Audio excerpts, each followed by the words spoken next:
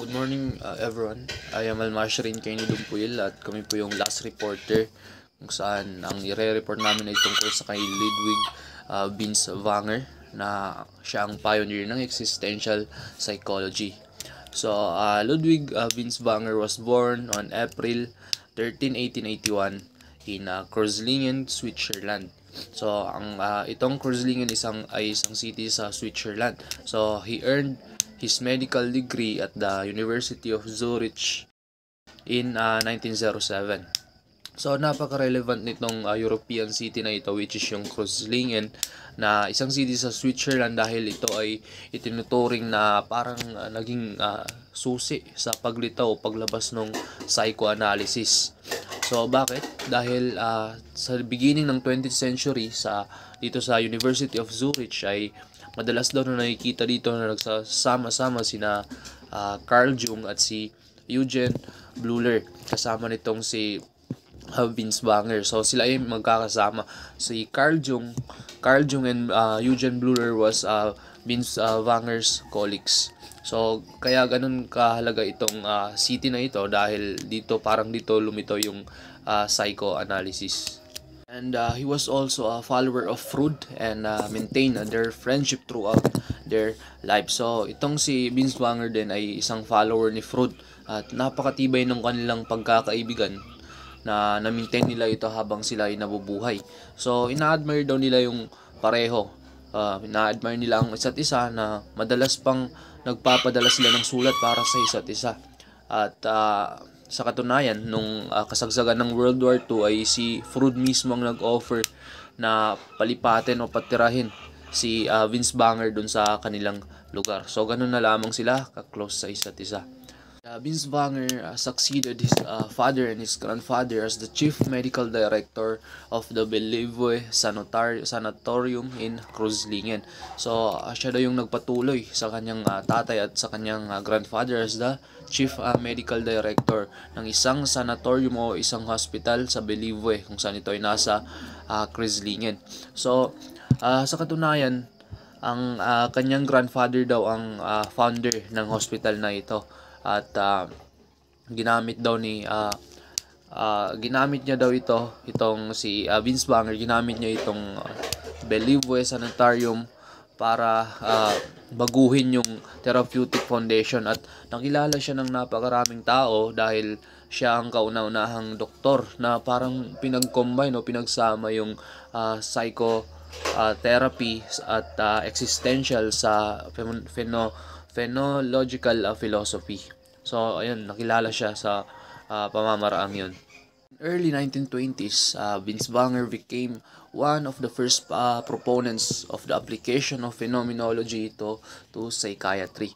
So, siya daw yung isa sa kauna-unahang nagsulong sa pag-apply nitong phenomenology sa psychiatry. So, ano nga ba yung phenomenology? So phenomenology is a study of phenomena such as appearance of things or things that as they appear in our experience or the way we experience things, thus the meanings things have in our experience. So yun yung ibig sabihin ng phenomenology.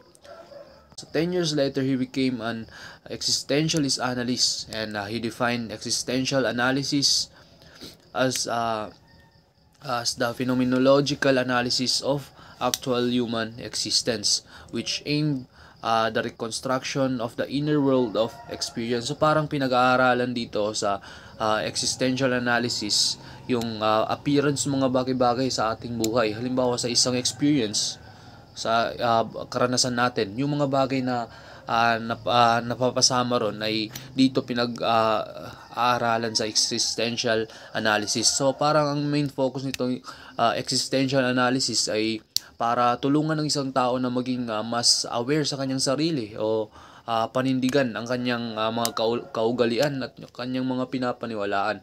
Dahil dito ay mas magiging empowered ang tao kapag ginawa niya ito. His ideas are expounded in his major work. So, tinawag yung major work niya na Grandformen and Erkenntnis Menschlichen Deschens. So, hindi lang ako sure kung tama yung pag-pronounce ko na kasi parang Swiss language ito.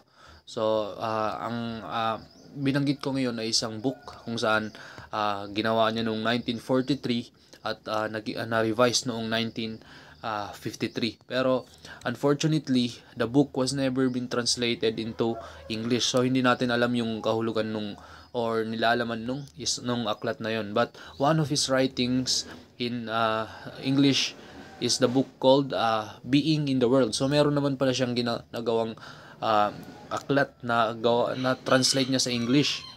At yun ay tinawag niyang Being in the World.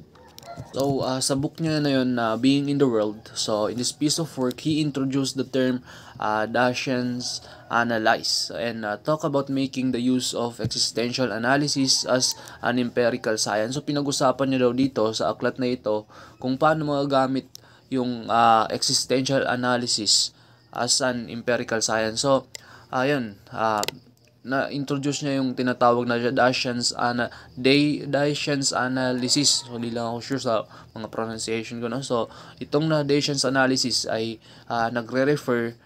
refers to the analysis of human being of what it is to be a human. At, ayun, pinag-usapan niya daw dito yung kung paano magagamit yung existential analysis as an empirical science. As an empirical science is basically means something na supported or guided with scientific evidence. So its purpose daw was undoubtedly the most innovative in psychoanalytic field.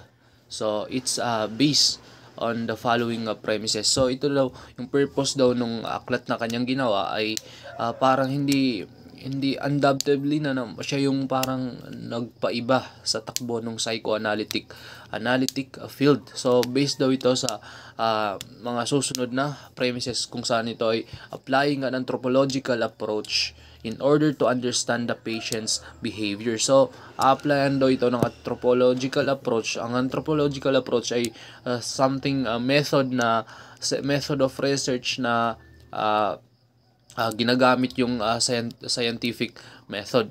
So, matatandaan natin ang anthropology ay parang study ng human being, yung kanilang mga societies.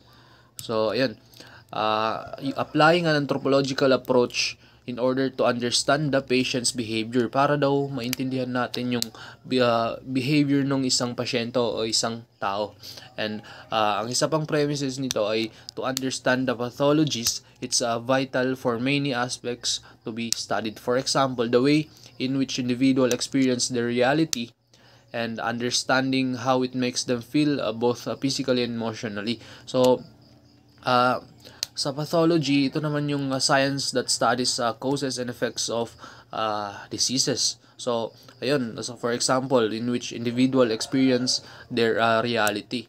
Pinag-aaralan dito kung paano nga ba nararanasan ng isang tao ang kanilang realidad at aalamin dito kung paano nga rin ba nila mararamdaman ito ng pareho sa physically sa kanilang pangangatawan at emotionally. In addition to this, it's important to understand their social relationship. Ayun, kailangan ding malaman natin, maintindihan natin yung kanilang social relationship. Existential psychology objects to carrying over the concept of causality from the natural sciences into psychology. So there are no cause-effect in relationship in human existence. What exists are a sequence of behavior, but it is not permissible to derive causality from sequences. So ang mga bagay-bagay doon na nag-i-exist ay sequence dahil daw ito sa sequence ng ating behavior, at hindi natin pwedeng sabihin ang pinagdahilanan ng mga bagay-bagay na nangyayari ay dahil sa yung mga nangyari sa past, dahil aring mangyari ay dahil rin sa ating will, kung ano yung gusto nating gawin.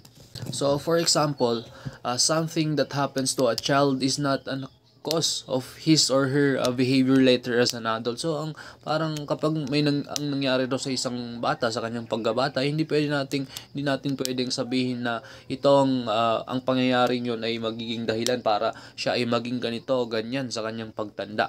So parang sinasabi dito na ang mga nangyayari ngayon ay dahil ito yung ginusto nating mangyari, at hindi dahil may pinag-uugatan itong pangyayari sa nakalipas na panahon. So parang sinasabi na ang mga kaganapan sa ating buhay ay tayo mismo ang may kontrol o may gawa. Dahil kung gusto natin ng isang bagay ay pwede naman tayong gumawa ng paraan para mapasa atin ito, at kung ayaw naman natin ay ayun, pwede tayong umiwas dito. So yun talaga yung main na focus nitong existentialist, ay para alamin yung mga bagay-bagay ng mas malaliman. Existentialism was a dominant 20th century European philosophical and literary movement which was the primary concern with understanding the nature and the meaning of human existence. So, ang existentialism daw ay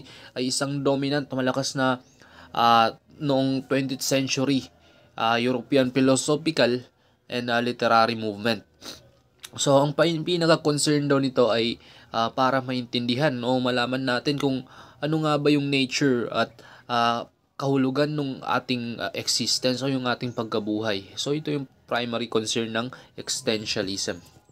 So, the roots of existential view lie deep in the philosophies of Kierkegaard, Heidegger, Tillich, Sartre, Jasper, and others. So, yung pinagmulan daw ng existential view ay nanggaling sa mga philosophies nila Kierkegaard, Heidegger, Tillich, Sartre, Jasper, and others. And in terms of the psychological application of existentialism, the names of Vince Wanger, Boss, Gendlin, Frank May, and Liang come to mind. So kapag daw sa usaping psychological application naman ng existentialism, ay hindi naman mawawala yung mga nabanggit ko, kagaya ng Vince Wanger, Boss, Gendlin, Frank May, at si Liang. So naniniwala sila, they believe that we become alienated from the world. And meaning, ang ibig sabihin nito, we have lost our real selves in our preoccupation with our thoughts and the necessity to conform to the demands of society, to the point wherein we feel despair about the nature of our existence. So, naniniwala sila na na-alienated daw tayo dito sa ating mundo dahil parang nawawala tayo sa totoo nating yung totoo nating sarili, yung real selves natin. Dahil yun nga, mas nakafocus na lang tayo sa kung ano nga ba yung sinasabi ng society sa atin na kung paano tayo maging isang tao. So parang hanggang sa parang nawawalan tayo ng pag-asa, o hindi na natin alam kung ano nga ba yung nature ng ating existence, kung bakit ano nga ba yung purpose ng ating existence. So, doon papasok yung anxiety. The feeling of anxiety sets in when one can no longer find meaning in life, and because of limited choices to change things. So, doon papasok daw yung anxiety kapag hindi na natin alam yung ibig sabihin ng ating buhay, kung hindi na natin alam kung ano nga ba yung kahulugan ng ating existence dito sa mundo, dahil yun nga, sa limited choices at hindi natin kayang baguhin yung mga bagay-bagay. At ang susunod na reporter dito ay si Miss Deking, at sunod naman ay si Miss Ahmad.